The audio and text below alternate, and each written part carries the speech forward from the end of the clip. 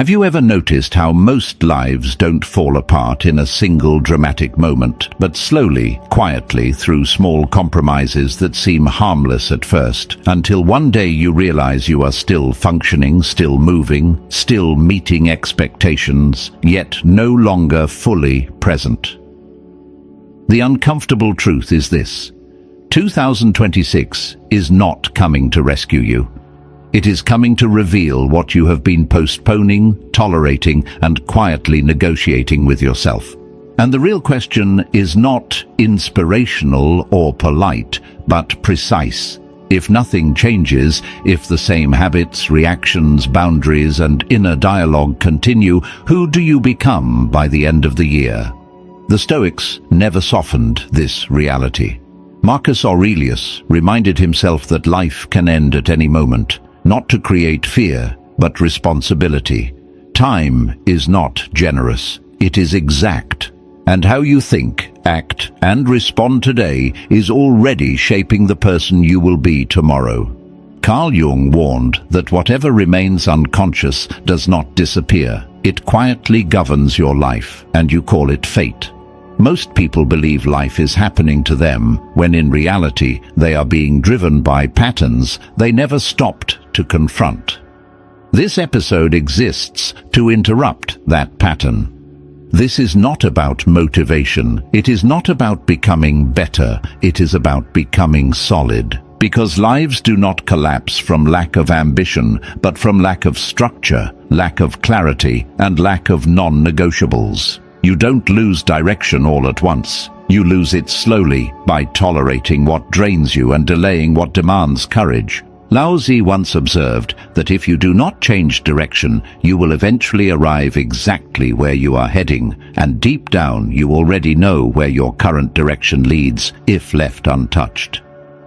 Friedrich Nietzsche understood that human weakness is not the absence of strength, but the avoidance of the discomfort required to forge it. And Miyamoto Musashi lived by a quiet truth most people resist. Discipline is not restriction. It is protection from inner chaos. Even Buddha never promised comfort. He spoke of liberation, freedom from attachment, illusion, and the belief that you can drift through life without paying a price. This first episode is not an upgrade, it is a reset, a return to foundations, your identity, your time, your mind, your energy, not to do more but to tolerate less, not to chase change, but to remove what is quietly eroding you. If you are tired of patching a life that keeps leaking, if you are ready to stop negotiating with what drains you in silence, then stay. This is not the beginning of a new year. It is the beginning of a conscious life. 1. Your why now sentence and the identity you're choosing for 2026. There is a quiet moment when delay stops feeling neutral and starts feeling dishonest. Nothing explodes, nothing collapses, life continues to function. You keep showing up, replying to messages, meeting obligations, repeating routines. And yet, beneath all that motion, something hardens. A subtle awareness forms. The cost of waiting is no longer abstract. It is personal. It is paid daily, in lost clarity, weakened self-trust, and the growing sense that you're cooperating with a version of yourself you no longer respect. This is where your why now sentence begins, not as motivation, not as ambition, but as honesty without decoration. It is the sentence that explains why postponement has become self-betrayal, not why someday, not why when things calm down, but why this moment demands a decision.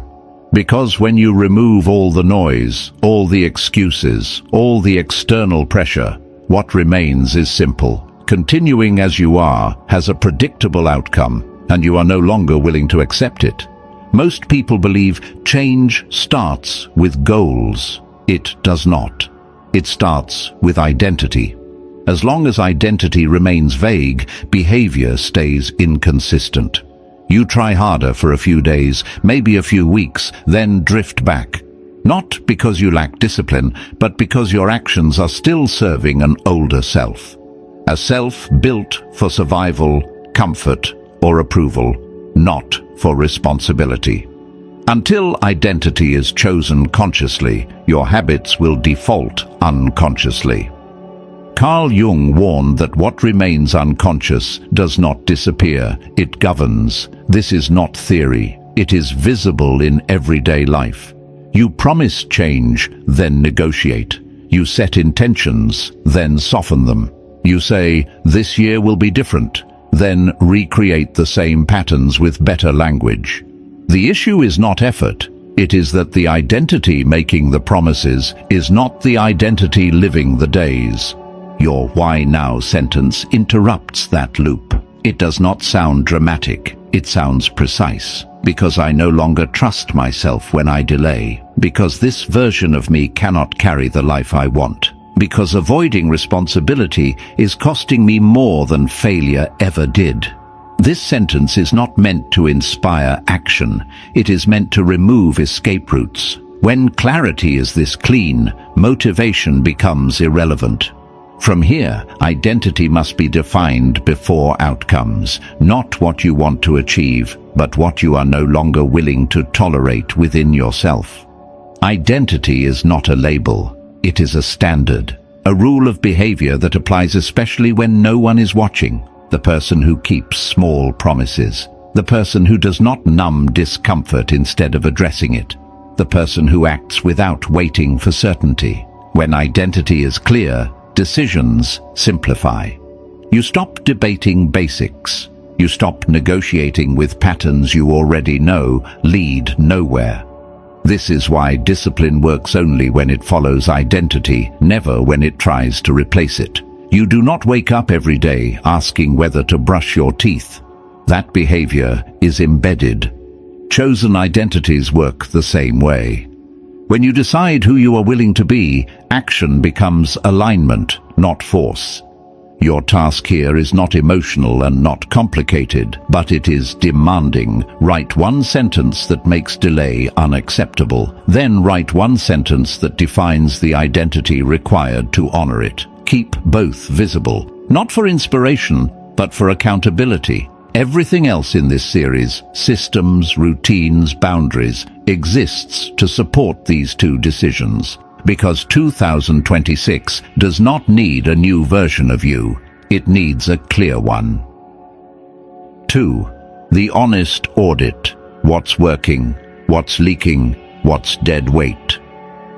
At some point, reflection must stop being comforting and start being accurate. This is that point. Because without an honest audit, every plan you make for 2026 will be built on top of quiet drains you refuse to acknowledge, and no system, no matter how elegant, can survive constant internal leakage. Most lives do not fall apart because people aim too low.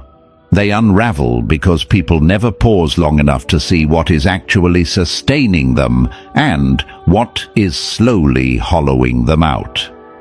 An honest audit is not about blame, it is about visibility. You are not here to punish yourself for past choices, you are here to understand their consequences. Clarity is not cruel, it is merciful. When you stop lying to yourself, you stop wasting energy on confusion, and confusion, more than failure, is what keeps people stuck. Begin with what is working, not to congratulate yourself, but to locate alignment.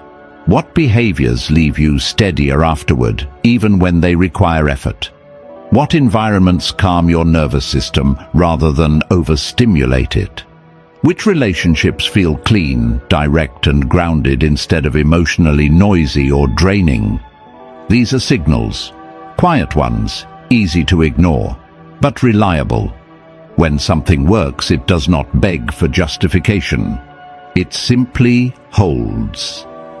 Then turn to what is leaking. Leaks are rarely dramatic. They are subtle and repetitive. A conversation you replay long after it ends. A habit you defend even though it leaves you tired. A commitment that looks reasonable on the outside but costs you disproportionate mental space. Leaks exist because they are tolerated, not because they are invisible. You know them by how often you minimize them. It's not that bad. Everyone does this. I'll deal with it later.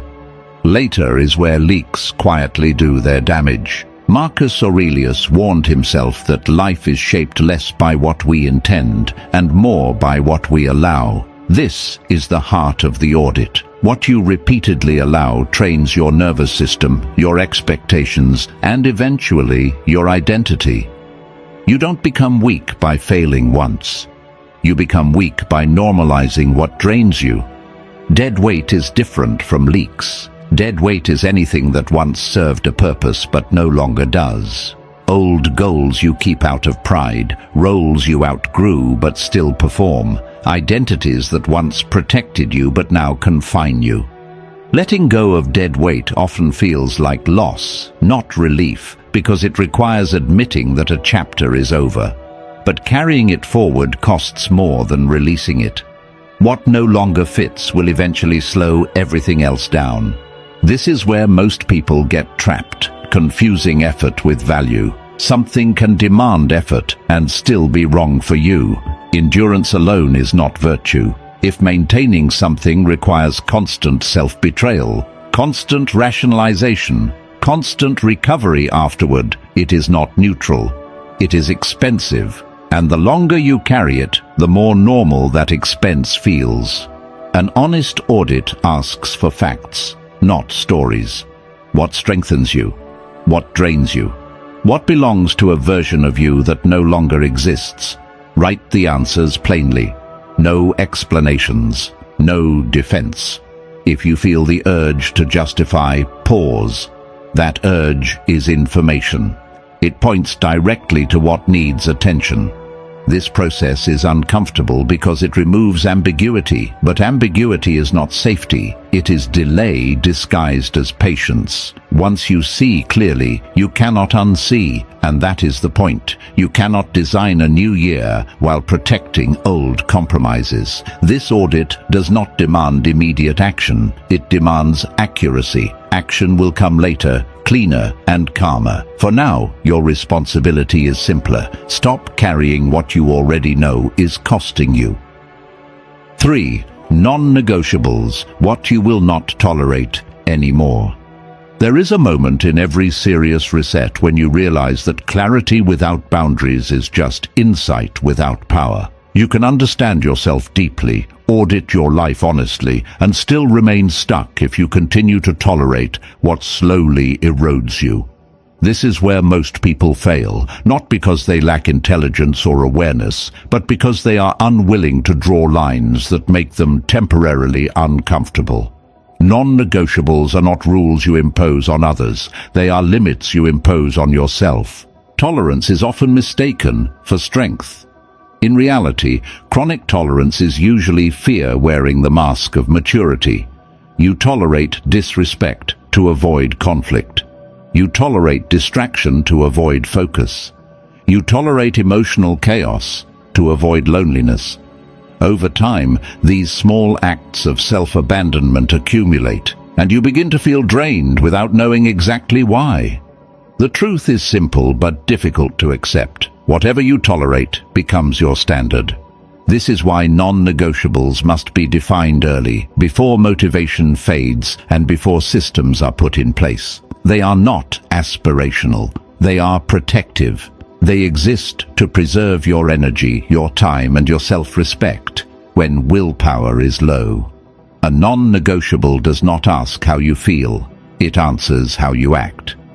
Epictetus made this painfully clear when he taught that freedom begins the moment you stop allowing what harms you to remain close. Not because the world becomes kinder, but because you become less available to what weakens you. This is not about control, it is about consent. You may not control what appears in your life, but you absolutely control what stays.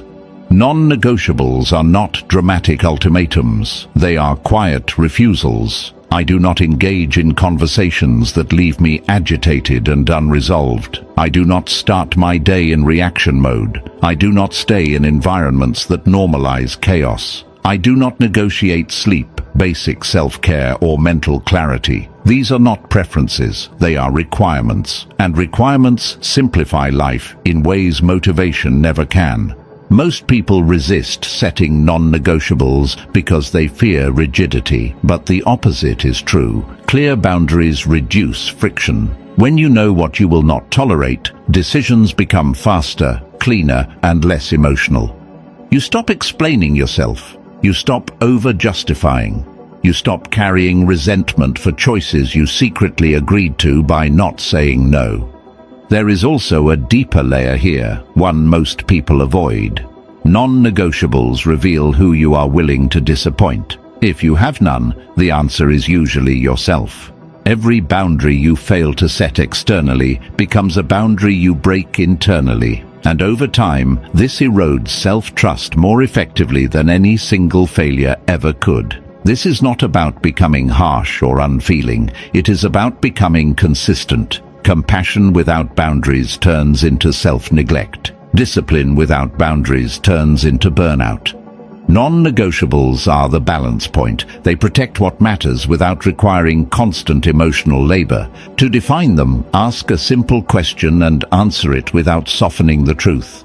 What behaviors, environments, and patterns have repeatedly cost me peace, focus, or self-respect? Whatever comes to mind first is already overdue for a boundary. Write it down. Then write what you will no longer tolerate, not as a threat, but as a fact. These decisions will feel uncomfortable at first. That discomfort is not a warning. It is withdrawal. You are withdrawing from patterns that once had access to you. Over time, what felt harsh will feel calm. What felt restrictive will feel clean. You do not build a strong life by adding more rules. You build it by removing what quietly weakens you. Non-negotiables are not about becoming difficult. They are about becoming unavailable to what no longer deserves a place in your life. If you're ready, the next step sharpens this even further. 4. One main mission for the year +3, supporting goals. A life without a central mission does not fall apart loudly. It fragments quietly. Your energy scatters across too many priorities. Your attention fractures into dozens of half-started intentions, and at the end of the year you are tired without being fulfilled. Busy, but not built. This is why choosing one main mission is not a productivity tactic. It is an act of self-respect. Most people resist this step because it feels restrictive. They fear that choosing one mission means abandoning other possibilities. In reality, the opposite is true. When everything is important, nothing is protected. A single mission does not limit your life. It organizes it. It gives your days a direction strong enough to absorb uncertainty without collapsing. Your main mission for the year is not a goal in the traditional sense. It is not a number, a title, or an external milestone. It is a focus statement that answers one question clearly. What is the most important area of my life to stabilize, strengthen, or rebuild this year so that everything else becomes easier? Not impressive, not flashy, foundational. Here is where most people make a subtle mistake. They choose a mission that flatters their ego instead of one that corrects their weakness. They pick something exciting instead of something necessary. But a real mission often feels almost boring at first because it addresses basics you have been avoiding. Health, structure, financial stability, skill depth, emotional regulation. These are not glamorous, but they are load-bearing. Once the main mission is clear, the supporting goals fall into place naturally. Not many. 3 is enough. More than that, and you dilute your focus. These supporting goals do not compete with the mission, they reinforce it. They exist to make the mission easier to sustain, not harder to manage. If a goal does not directly strengthen your main mission, it does not belong this year. This is where discipline becomes humane instead of exhausting. You stop asking, "Should I do this?" and start asking, "Does this serve the mission?" Decisions simplify. Guilt decreases. You no longer need constant motivation because you are no longer negotiating direction every day. The mission already decided that for you. Friedrich Nietzsche understood this deeply when he wrote that those who have a strong enough why can endure almost any how. But the deeper insight is this: a clear why also eliminates thousands of unnecessary hows. You stop chasing options that were never meant for you. You stop proving yourself in directions that don't matter. Your 3 supporting goals should be practical, measurable, and restrained. Not ambitions meant to impress others, but structures meant to support you. One might strengthen your energy. One might deepen your competence. One might stabilize your environment. Together, they act like pillars around the mission, keeping it upright when life applies pressure. This approach also protects you from self-deception. If you claim a mission but your goals don't reflect it, the truth becomes obvious. Alignment reveals itself quickly. You don't need motivation to see it. You only need honesty. Choosing one mission is not about shrinking your life. It is about finally giving it a spine. A year with a clear mission does not feel rushed. It feels directed. And direction, more than intensity, is what creates real momentum. If you're ready, the next step removes one of the biggest traps people fall into after setting goals. 5. Kill the fantasy timeline. Turn goals into a weekly system. Most people don't fail because their goals are unrealistic. They fail because their timelines are imaginary. They picture progress as something smooth, motivating, and linear, as if life will politely step aside once they decide to change. This fantasy timeline is seductive because it feels hopeful, but it is also dangerous because the moment reality interferes, fatigue, boredom, resistance, unexpected stress, the entire structure collapses. Not because the goal was wrong, but because it was never grounded in how change actually happens. The fantasy timeline assumes that clarity automatically produces consistency. That once you know what you want, action will follow naturally. But if that were true, awareness alone would be enough to transform lives, and we both know it is not. Awareness without structure quickly turns into frustration. You see what needs to be done, but you don't move steadily enough to trust yourself.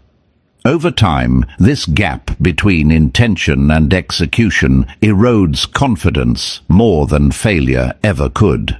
This is why the timeline must die early, not dramatically, not emotionally, but deliberately. You are not here to imagine a better version of yourself arriving someday. You are here to build a system that survives bad weeks, low energy, and imperfect conditions. And systems do not operate on hope. They operate on repetition.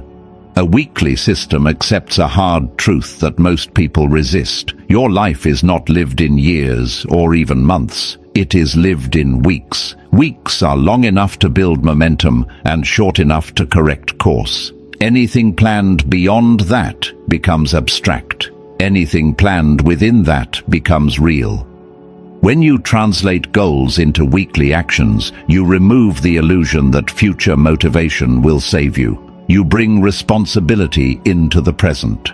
This is where identity and systems finally meet. The identity you chose earlier is not proven by intention, but by what happens on an ordinary Tuesday when nothing feels urgent. Weekly systems answer one quiet question. What does someone like me do this week, regardless of mood? Not every day needs to be perfect, but every week must be coherent. Marcus Aurelius reminded himself that you do not control the future, only the present action placed in front of you. A weekly system respects this reality. It does not ask for heroic effort. It asks for reliability. Small actions placed consistently are not small in their effect. They compound not only results, but self-trust. Killing the fantasy timeline also means accepting that progress feels slower than imagination, but faster than regret. You will not always feel different week to week. Some weeks will feel flat, some will feel like regression. This is normal. What matters is not emotional feedback, but structural continuity. Are you showing up to the system even when enthusiasm is absent? If the answer is yes, progress is happening whether you feel it or not.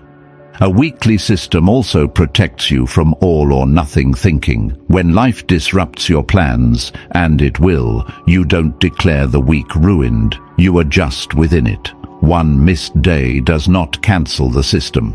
One imperfect week does not invalidate the mission. This flexibility is not weakness. It is resilience built into the design. Another critical shift happens here. Goals stop being something you chase and become something you serve through process. Instead of asking, how fast am I getting there? You ask, did I honor the system this week?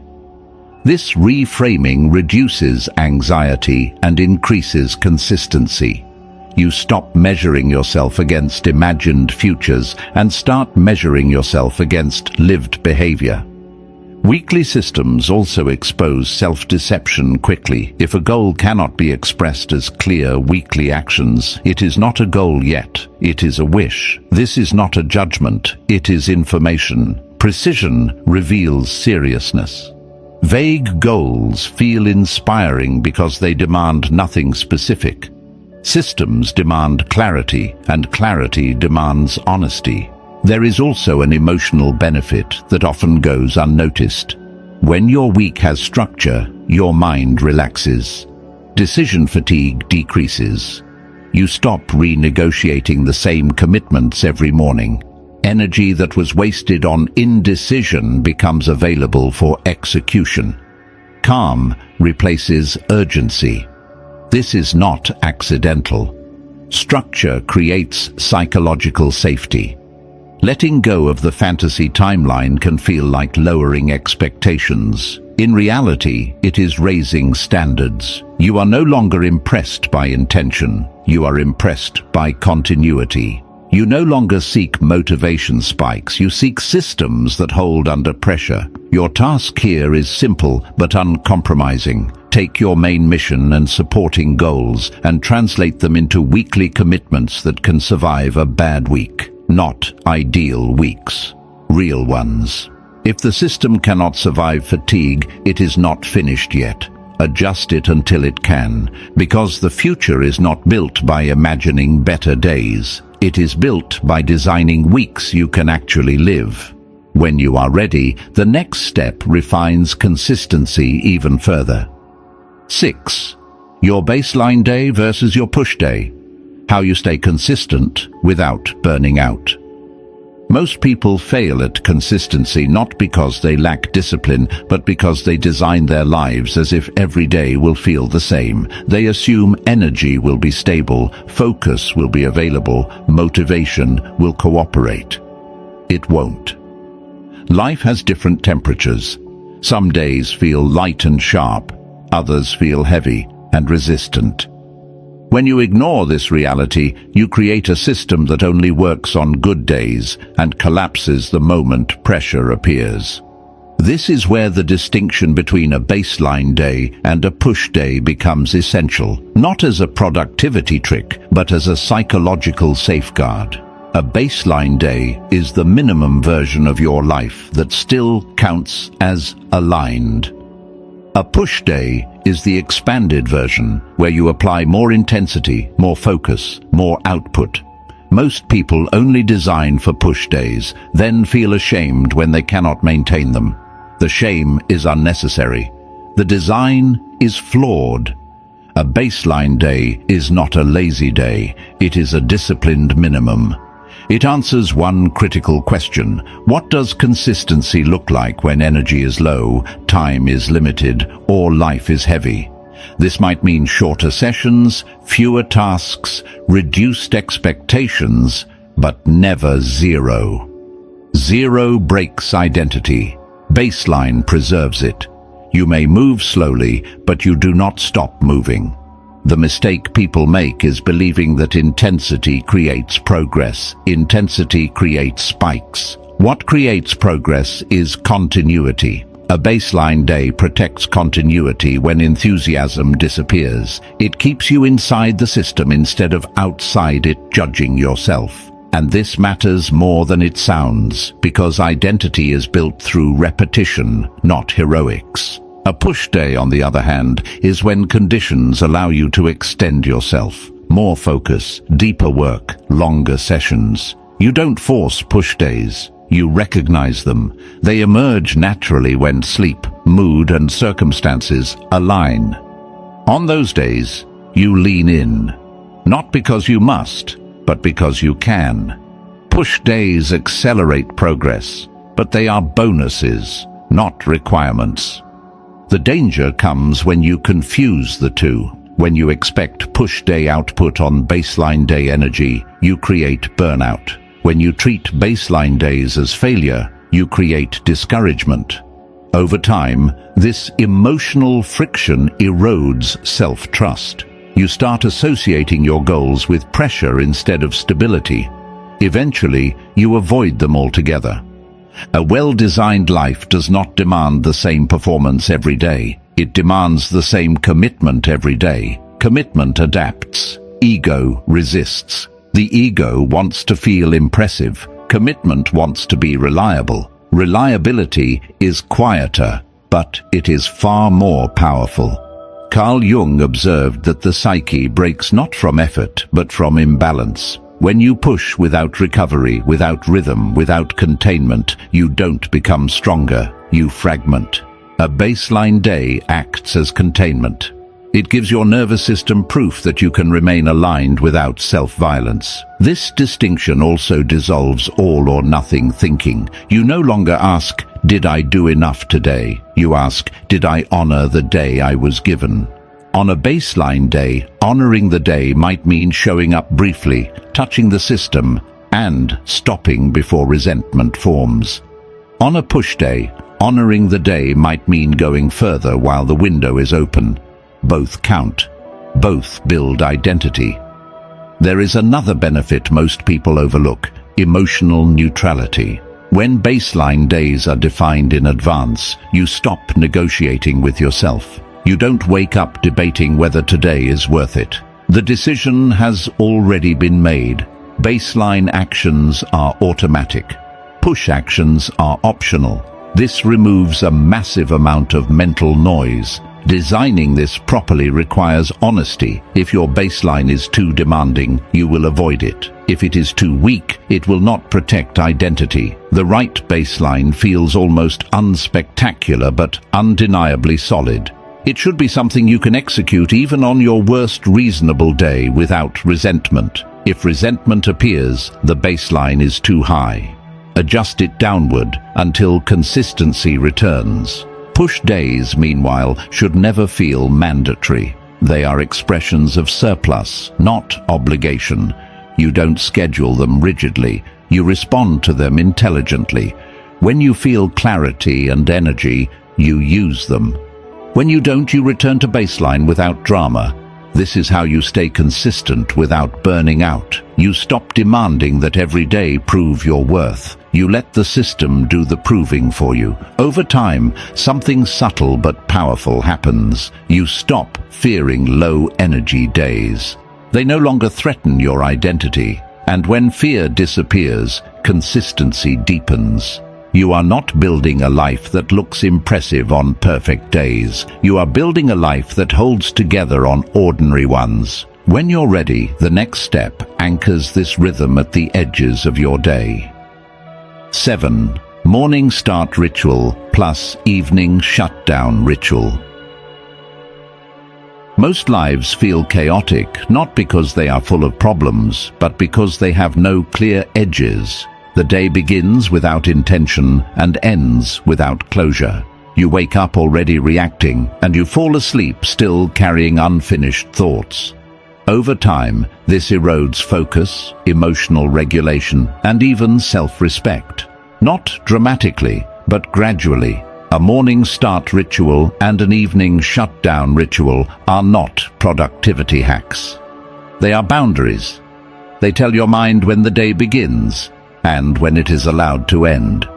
Without a start ritual, your attention is hijacked before you even choose where to place it. Messages, notifications, unfinished concerns from yesterday rush in and set the tone for your entire day. You don't enter the day, you get pulled into it. A start ritual reverses that dynamic. It establishes one simple truth: you decide the tempo before the world speaks. This ritual does not need to be elaborate. In fact, the simpler it is, the more reliable it becomes. What matters is not what you do, but what the ritual signals. It signals orientation, presence, ownership. Even 5 to 10 minutes done consistently are enough to tell your nervous system, I am not late to my own life today. That signal alone changes how you move through the hours that follow.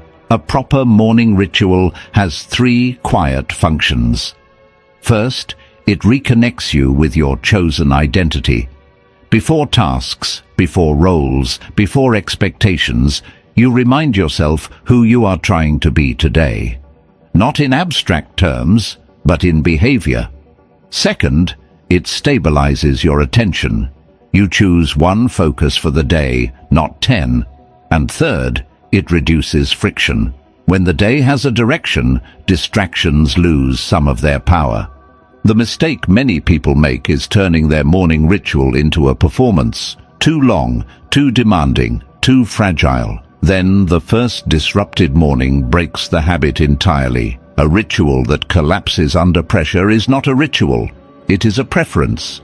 Design yours so it survives imperfect mornings. If it cannot survive a bad night of sleep or a rushed start, it is too ambitious. The evening shutdown ritual is even more neglected, yet even more important. Without it, your mind never receives permission to rest. You may lie in bed, but mentally you are still working, replaying, planning, regretting. Sleep becomes shallow, and the next day begins already compromised. The shutdown ritual creates psychological closure. It tells your system, nothing more is required tonight. This ritual is not about relaxation alone, it is about containment. You review the day briefly, not to judge, but to acknowledge what was done, what was not, what can wait. Then you intentionally place unfinished matters outside your mind, knowing they have a place to return to tomorrow. Closure is not completion, it is containment.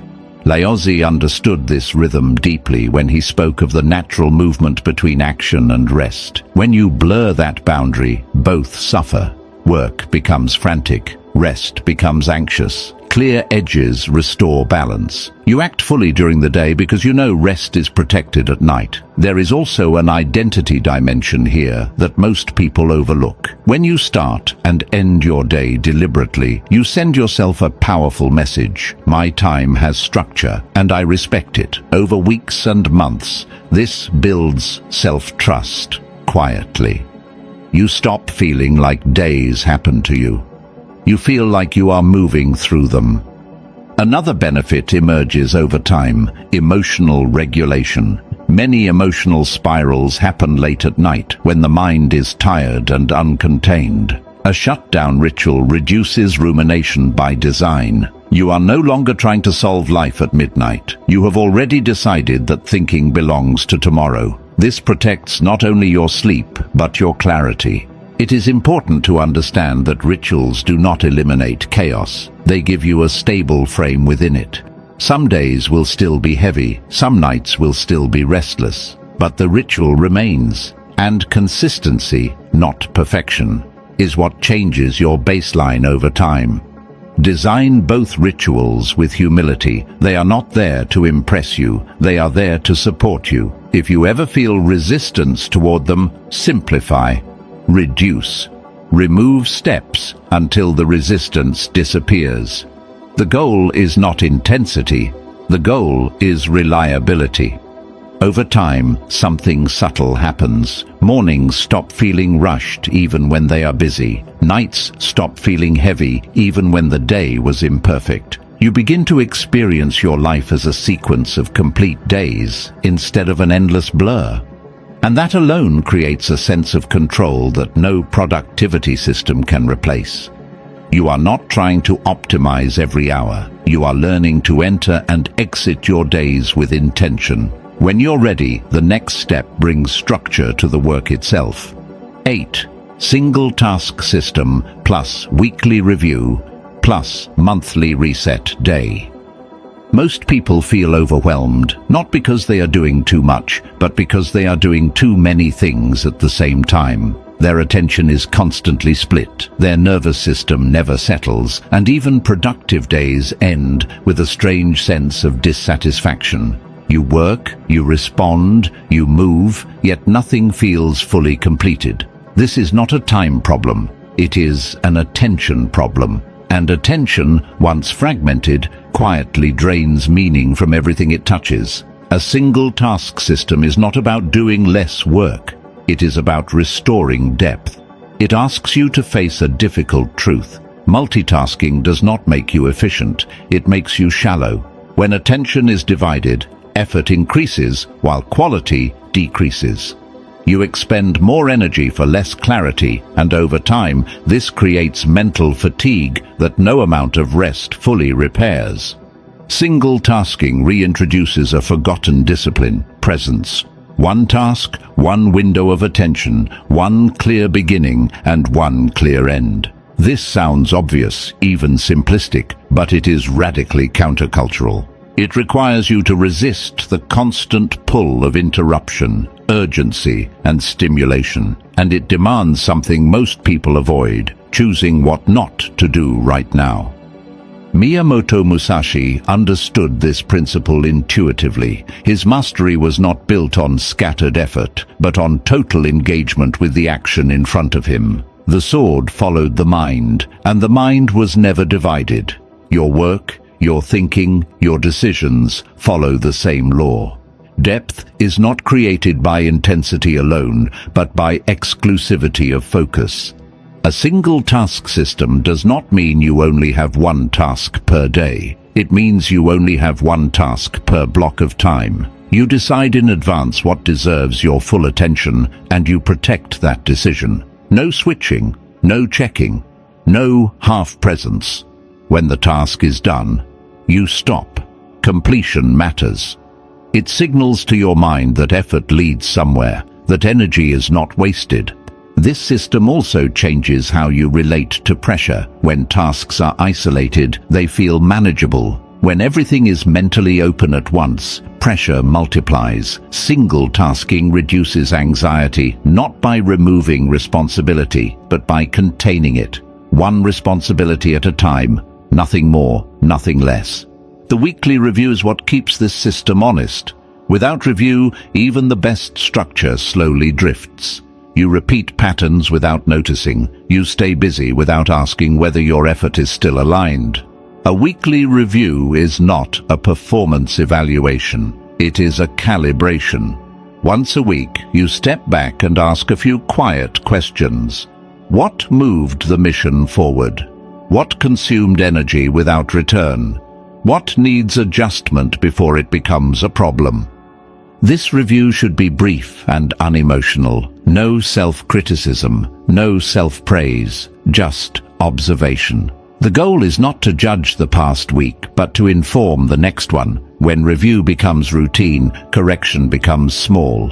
When review is avoided, correction becomes dramatic. Most breakdowns are simply delayed adjustments. The monthly reset day works on a different scale. It is not about tasks, it is about orientation. Once a month, you step out of execution mode entirely. You review the bigger picture. Are your systems still serving you? Are your goals still relevant? Are you accumulating friction in places you've been ignoring? This day is not for catching up. It is for realignment.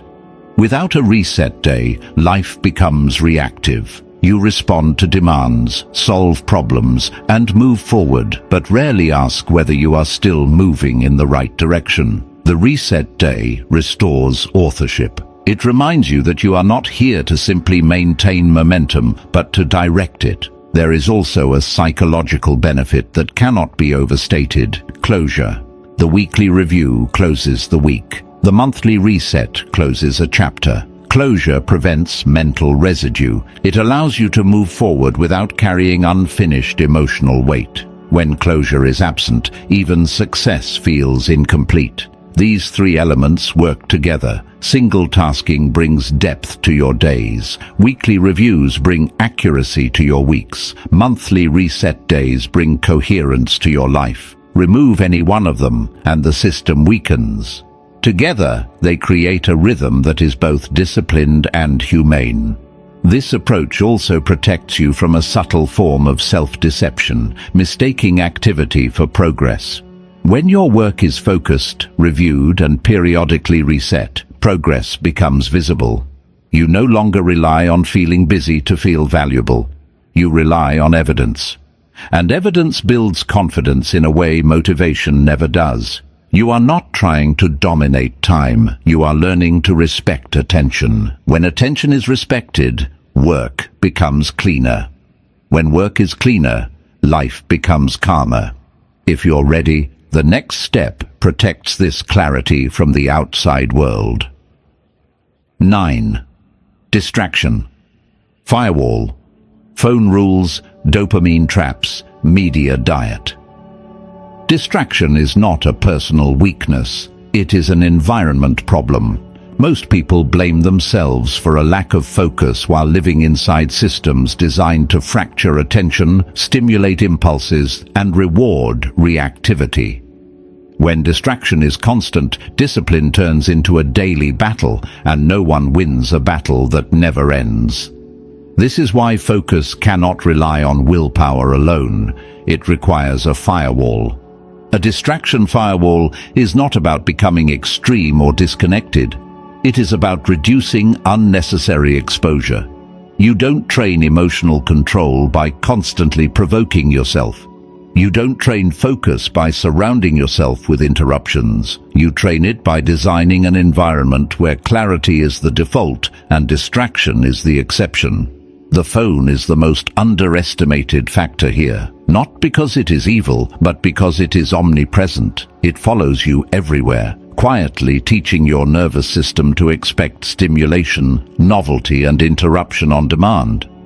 Over time, this reshapes how you experience boredom, effort, and silence. Tasks that require depth start to feel heavier than they are.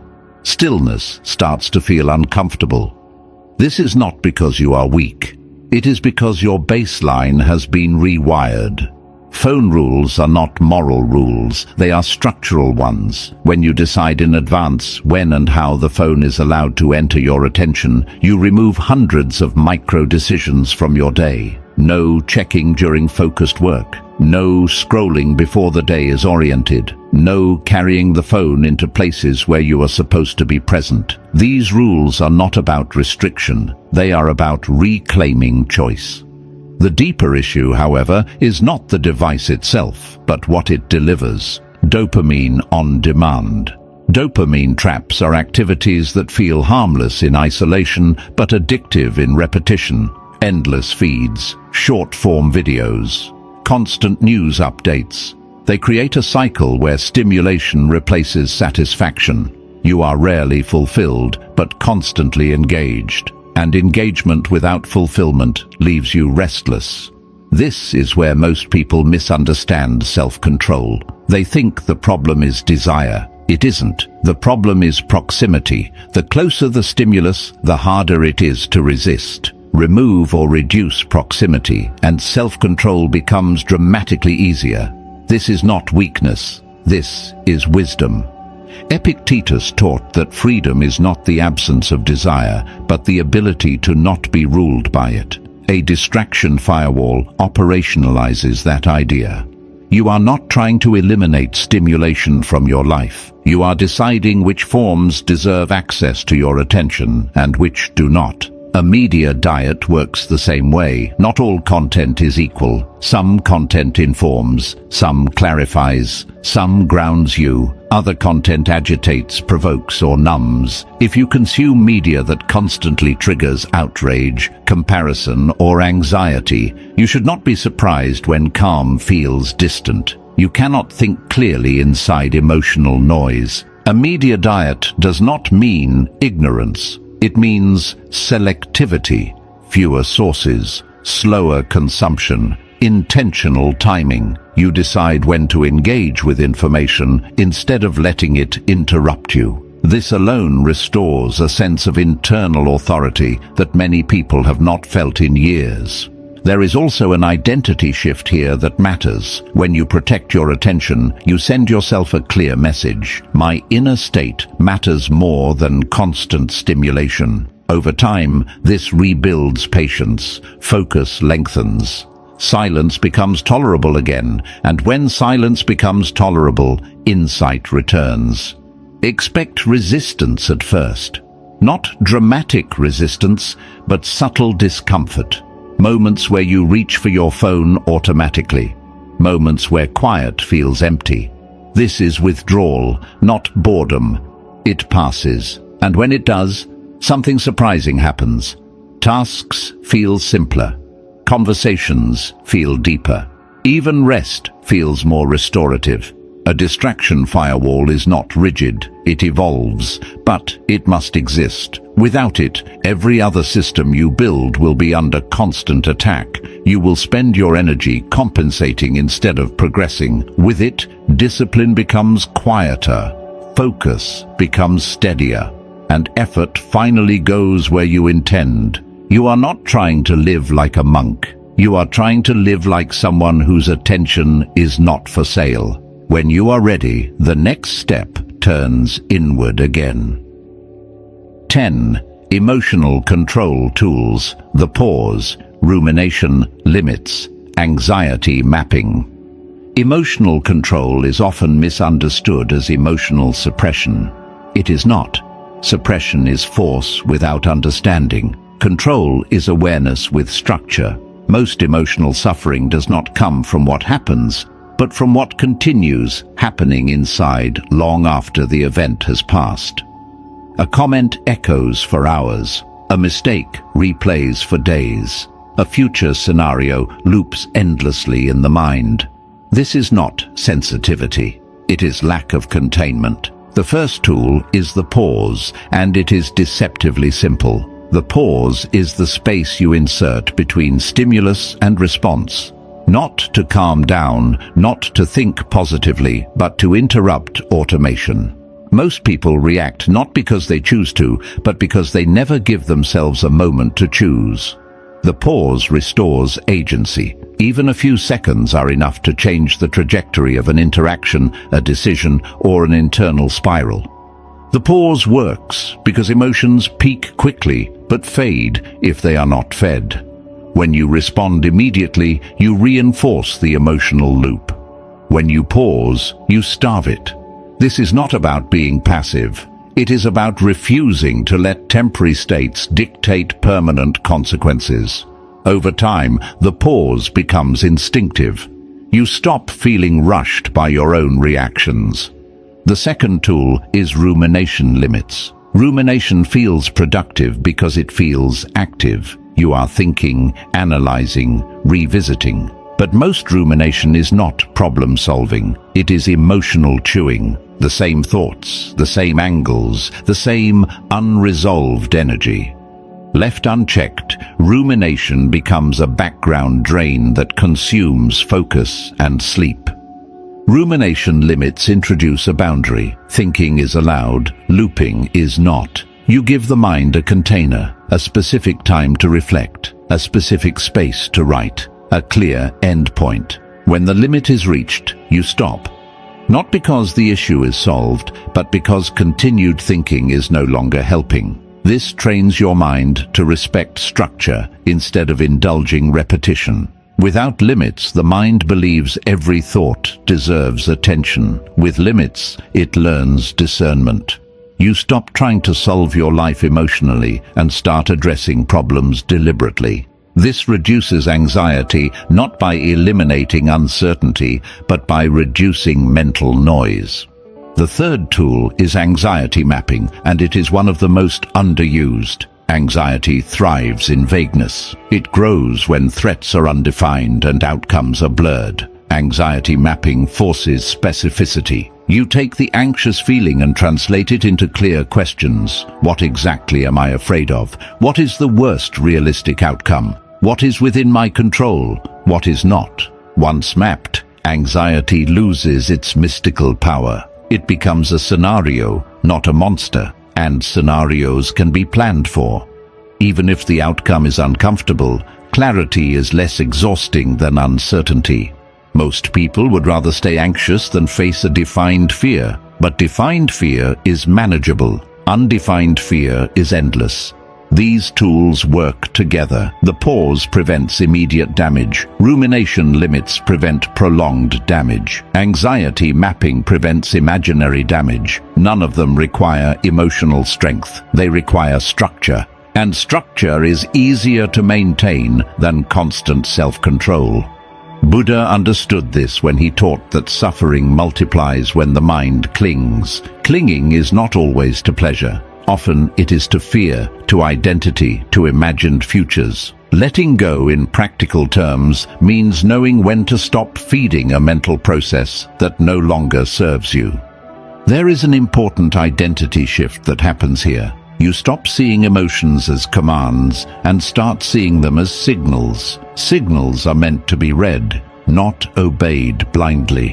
When you treat emotions as information instead of authority, you regain composure without becoming detached.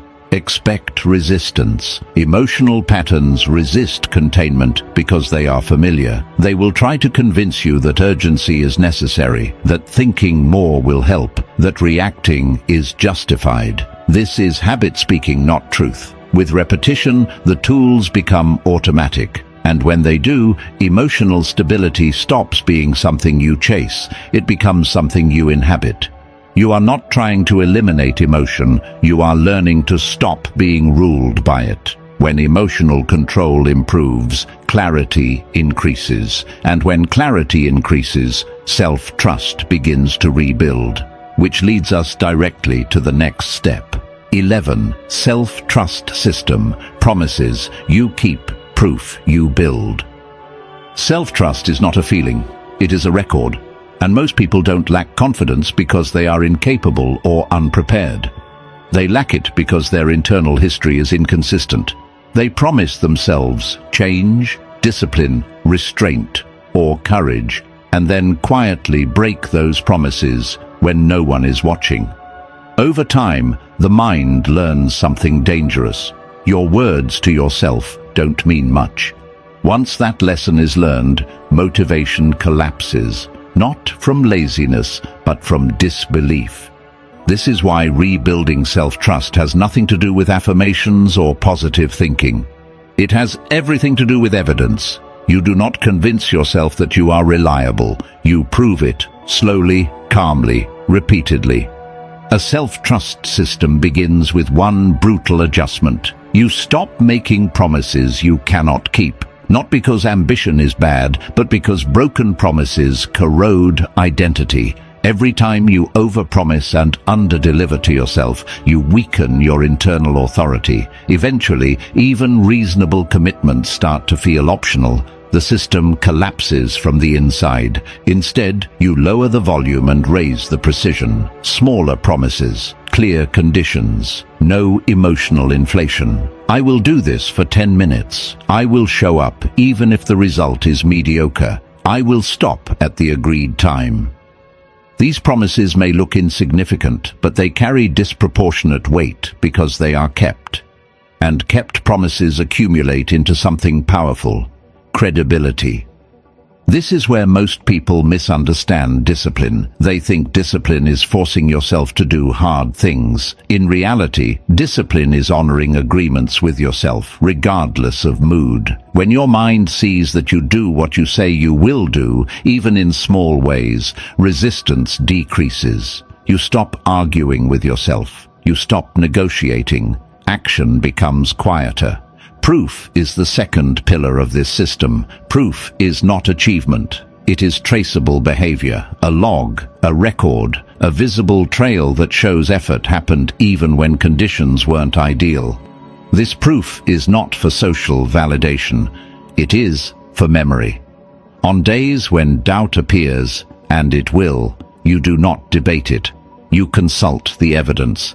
Epictetus understood this long before modern psychology articulated it. He taught that character is revealed not in what we intend, but in what we repeatedly choose when given the option to escape discomfort. Self-trust grows the same way character does, through consistency under low visibility. There is an important distinction here. You are not collecting proof to inflate your ego. You are collecting proof to stabilize your identity. The difference matters. Ego needs applause. Identity needs reliability. Proof gives you something far more valuable than confidence: composure. When you trust yourself, uncertainty becomes tolerable. You don't panic when plans change. You adjust. Another subtle benefit emerges over time: emotional neutrality. When you trust yourself, you stop catastrophizing mistakes. A missed day is no longer evidence of failure. It is an outlier in a pattern that still holds. This reduces shame dramatically, and shame, more than failure, is what destroys momentum. The system also clarifies when to push and when to pull back. Because your promises are defined, you know when you are avoiding and when you are respecting limits. Without this clarity, rest feels like guilt and effort feels like punishment. With it, both regain their proper place. Self-trust systems must be boring to work. If they feel dramatic, they are fragile. Reliability is not exciting, it is stabilizing, and stability is what allows growth to compound instead of reset every few months. One more adjustment is critical. Never build self-trust through intensity. Intensity spikes feel convincing, but they are unstable. Build it through repetition, through showing up on days that feel unremarkable. Through finishing what you said you would finish. Over time, your internal dialogue changes. You stop asking, "Can I?" and start assuming, "I will." That shift is quiet, almost invisible, but it changes everything. When you trust yourself, external validation loses its grip. You no longer need constant reassurance. You move forward with less noise, less friction, and less emotional drama. You are not trying to become confident. You are becoming dependable to yourself. And when you are dependable, confidence becomes a side effect, not a requirement. Which brings us naturally to the final anchor of this episode. 12. Quarterly. Personal retreat. Recalibrate without drama. Most people wait until something breaks before they stop. Burnout, conflict, a sense of quiet despair they can no longer ignore. By the time they pause, the pause is forced, emotional, and chaotic. A quarterly personal retreat exists to prevent that, not as escape, not as indulgence, but as maintenance. It is the difference between deliberate recalibration and emotional collapse. A retreat in this sense is not travel. It is not isolation for the sake of distance. It is intentional withdrawal for the sake of clarity. A few hours or a single day where you step outside momentum and look at your life without urgency. No fixing, no judging, no dramatizing. Just seeing what is actually happening beneath the surface of activity. Life moves fast enough that misalignment can grow unnoticed. You stay busy, productive, even disciplined, yet drift slightly off course. The drift is subtle. It does not announce itself. It shows up as friction, irritability, fatigue, without clear cause. A quarterly retreat catches drift early, when correction is small and calm instead of painful and reactive. This is why the timing matters. Quarterly is frequent enough to prevent accumulation and spaced enough to preserve perspective. Monthly can become obsessive. Yearly is too late. Quarterly creates rhythm. It acknowledges that you are a living system, not a static plan. During this retreat, the questions are not ambitious. They are grounding. What has been working without strain? What has required constant force? Where have I been leaking energy? Where have I been avoiding truth? These are not questions to answer emotionally. They are questions to observe patiently. The answers emerge naturally when you stop rushing. There is a temptation to turn this retreat into a planning session. Resist it. Planning has its place. This retreat is about orientation. Before you decide what to change, you need to understand what is already changing you. Awareness precedes correction. Without it, adjustments become random. Laozi understood this rhythm deeply when he spoke of returning to the source, not as regression, but as renewal. When you return regularly, you do not lose your way. You notice when effort becomes forced, when direction becomes unclear, when ego quietly replaces intention. A quarterly retreat also protects emotional maturity.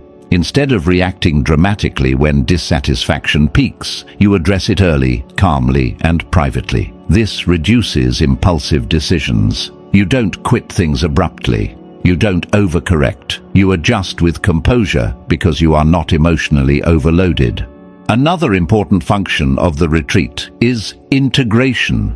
You review not only outcomes, but lessons. What did this quarter teach you about your limits, about your patterns, about what actually matters to you? Not in theory, but in practice. Integration turns experience into wisdom. Without it, you repeat cycles instead of learning from them. The retreat must be distraction-free. No phone, no media, no external voices. Not because the world is bad, but because clarity requires silence. When input stops, insight begins. At first, this silence may feel uncomfortable. That discomfort is not a problem. It is information resurfacing. You do not leave the retreat with a long list of changes. You leave with one or two quiet adjustments, small course corrections that preserve momentum instead of disrupting it. Drama is not required for growth. Attention is. Over time, these retreats create a profound shift in how you relate to your life. You stop being surprised by yourself. You stop letting dissatisfaction build unnoticed. You live closer to the steering wheel instead of the crash site. This is how the year holds together, not through constant effort, but through regular recalibration. Not through intensity, but through awareness. Not through pressure, but through respect for your own internal signals. You are not stepping away from your life. You are returning to it on purpose. And with that, the foundation is complete. What you've built here is not a collection of habits. It's a structure designed to hold when motivation fades, when pressure rises, and when life refuses to cooperate. This episode was never about becoming more productive, more impressive, or more admired. It was about becoming harder to destabilize. Clear identity, honest awareness, firm boundaries, systems that survive bad days. Emotional control that doesn't depend on mood, self-trust built on evidence, not hope, and regular recalibration before damage accumulates. Nothing here requires perfection, but everything here requires sincerity. If you apply these foundations, you won't feel transformed overnight. You'll feel something quieter, steadier. Decisions will become simpler. Noise will lose its grip. And the sense of being pulled in too many directions at once will begin to dissolve. This is how a year stops being reactive and starts being intentional, not through intensity, but through design, not through pressure, but through clarity. The foundation is now set. From here, we move outward, into the body, into presence, into relationships, not to escape yourself, but to express what you've stabilized within.